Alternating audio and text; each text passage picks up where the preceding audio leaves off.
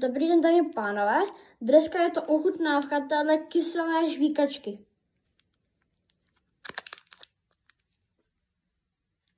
Tak, jdeme ji teda ochutnat, tak ji teda rozbalit. Jdeme ji teda rozbalit.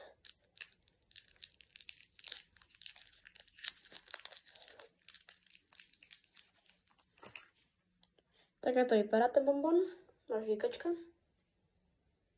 No, spíš je to bonbon.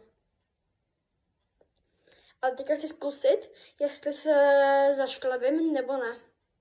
Jestli budu mít takový jako výraz, že to je fakt kyselý, anebo jestli to jako vydržím. Tu kyselost.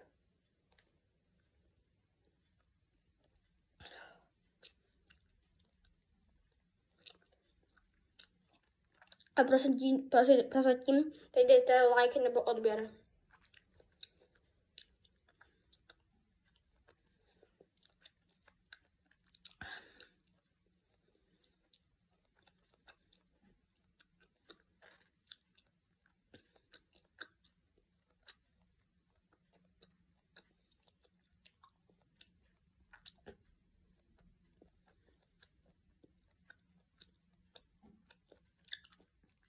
No spíš je to žvíkačka.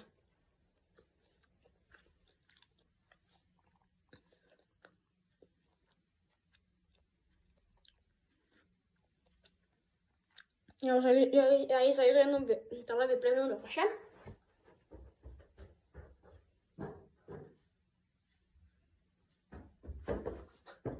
Tak už jsem zpátky. A byla dobrá, doporučuju vám, je fakt vynikající. Je docela dost kyselá, jsou dvě příchutě. Jahodová, kterou jsme teďka ochutnávali. A potom ještě jablková. Tak jo, tak ahoj.